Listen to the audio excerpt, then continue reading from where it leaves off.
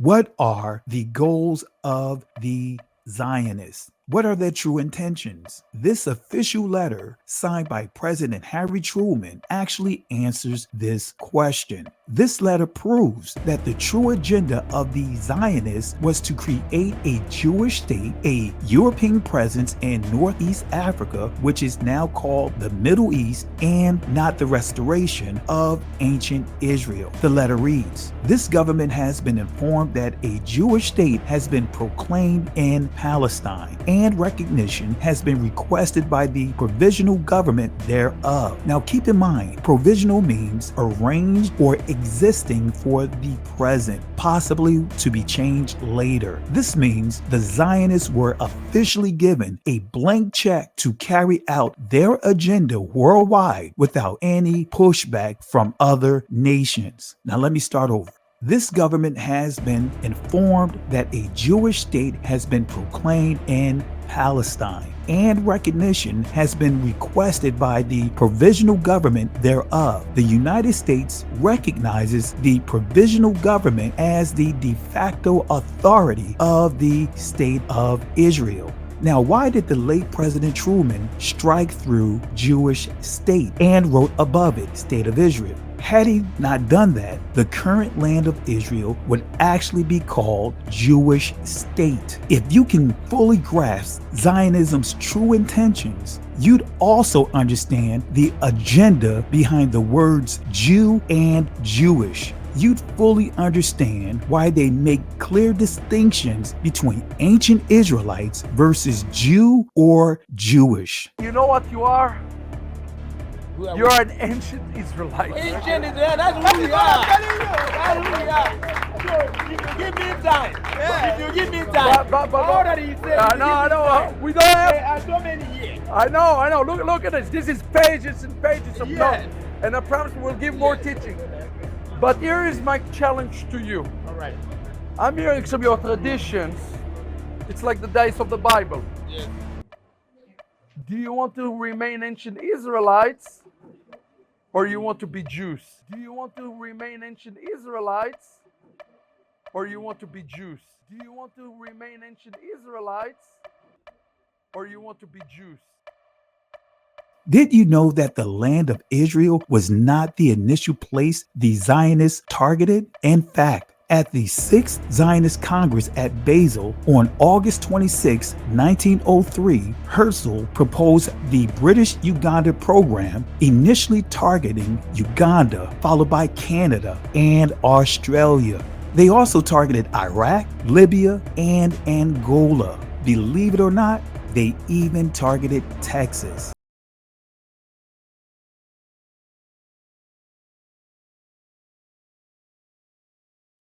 This is Fresh Air. I'm Terry Gross. One of the worst good ideas ever is how my guest Masha Gessen describes one of two Jewish states created in the world. The Jewish state that you know about is Israel. The one you probably haven't heard of, the one that Gessen writes about, is called Birobidzhan. It was created after the Bolshevik Revolution as a Jewish autonomous region. Jews who moved there had hoped to create a place of safety where Jewish culture and the Yiddish language could thrive. That's not how it worked out. The history of Birobidzhan is told in Gessen's new book, Where the Jews Aren't. She is a journalist who's also written books about Vladimir Putin, the Russian punk band Pussy Riot, and the Tsarnaev brothers who bombed the Boston Marathon. Gessen grew up in the Soviet Union, deprived of many rights because she's Jewish. She emigrated with her family to the U.S. in 1981 when she was 14.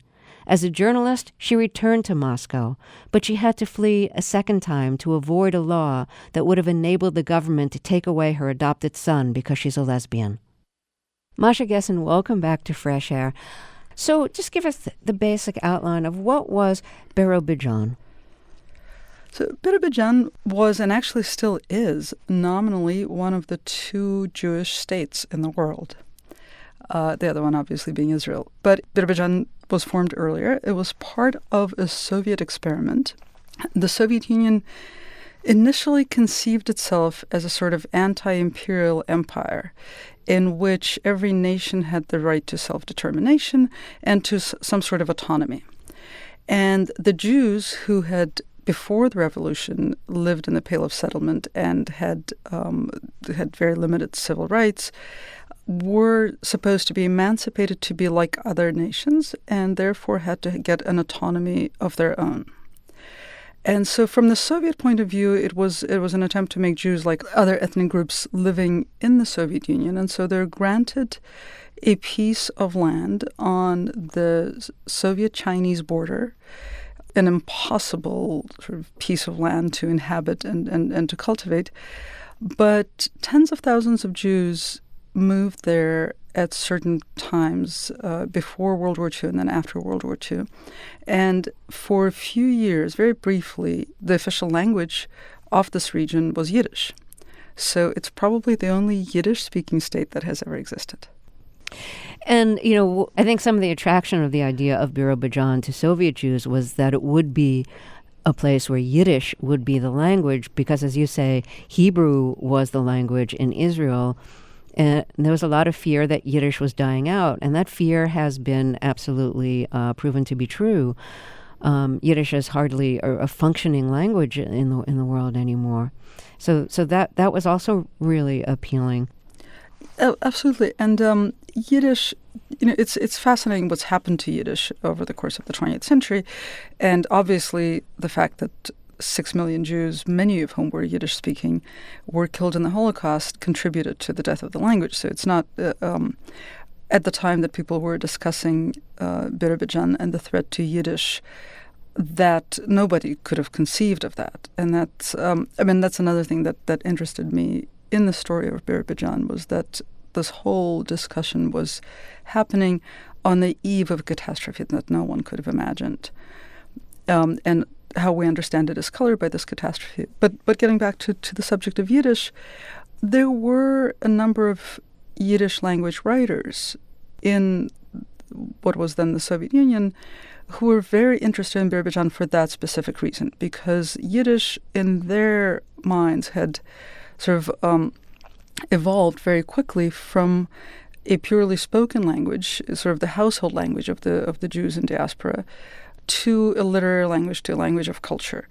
And it was, at the time, it was a very progressive movement.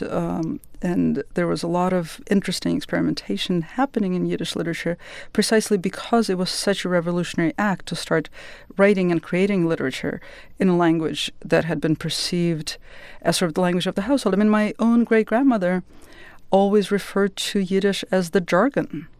She was a literary woman. She had grown up speaking Yiddish. But to her, it wasn't a language of literature. It wasn't a language of culture. So that idea in itself was, it sort of was synergetic with the whole pathos of the Bolshevik Revolution and this idea of creating culture out of things that had been disregarded before. So Birobidzhan was granted the status of Jewish Autonomous Region in 1934, and a resolution declared, for the first time in the history of the Jewish people, its burning desires for a homeland, for the achievement of its own national statehood, has been fulfilled. So this is 1934.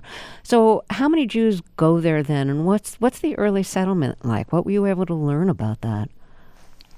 Well, the early settlement was a nightmare because the place wasn't in any way prepared to receive settlers.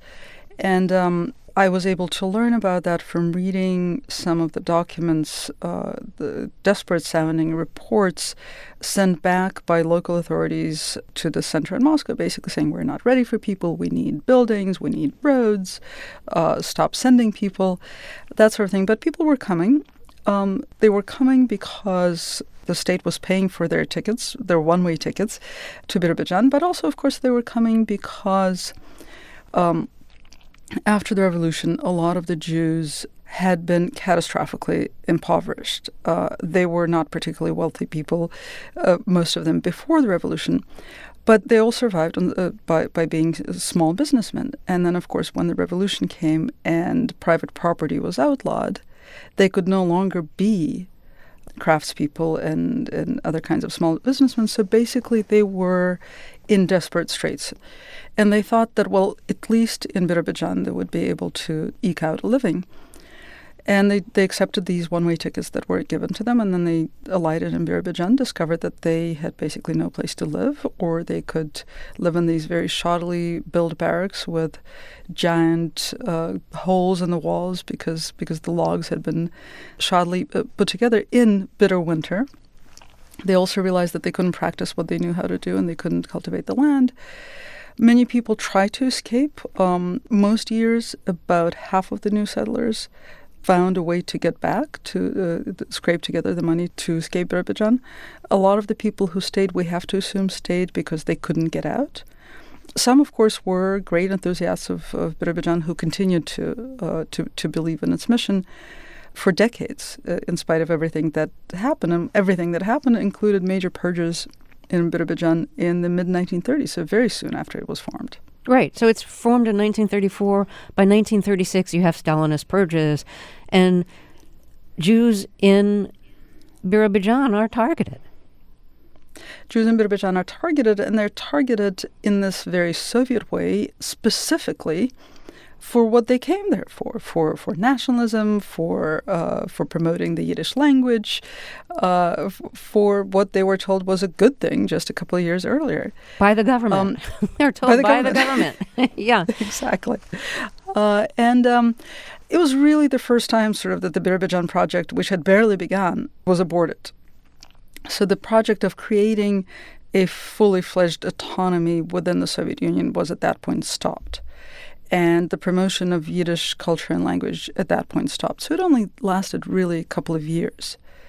And then until World War II, the status of Birobidzhan was sort of unclear. Fewer people were settling there. It was no longer being promoted. And then after World War II, there was a lot of just really tragic sort of irony in what was happening to Birobidzhan, because a lot of Jews who had survived the Holocaust in the Soviet Union, who had escaped Ukraine and Belarus before the Germans came in, who wanted to move back to their homes, the state realized that because other people had been living in their apartments and houses for 4 years, again, there was going to be major conflict between the returning Jews and the people who had occupied their houses. I mean, this is not unique to the Soviet Union. This story of Jews who survived coming back to their homes in Europe and finding that they no longer had a home, that happened all over the continent. But in the Soviet Union, again, the authorities remembered that they have this place called Birobidzhan, and they could send the Jews there. So many Jews were diverted from returning to their homes and sent to Birobidzhan. You say, well, where did the name Ashkenazi came from?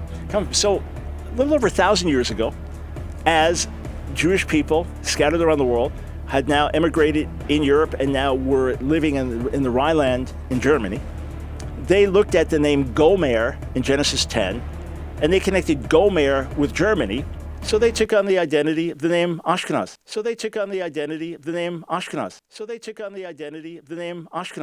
It has nothing to do with Ashkenaz in the Bible, which is a descendant of Yafet. It's just a name that was taken. Okay, it's that simple. Just like my last name Brown doesn't refer to the color of my skin or anything else. It was shortened from a Russian name when my grandfather came over at Ellis Island. The name got shortened to Brown. It's just a name. That's all it is. So the idea that Ashkenazi Jews are descended from Yafet is a myth, 100% false.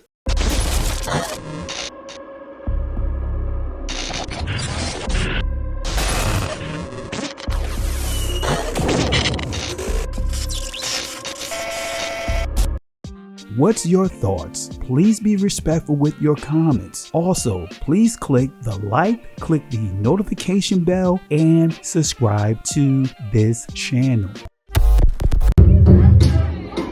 Listen, Genesis chapter 11 verse 10 explains the genealogy of Shem. Shem was a black man in Africa. If you repeat this back, Genesis 14 verse 13, Abraham steps on the scene.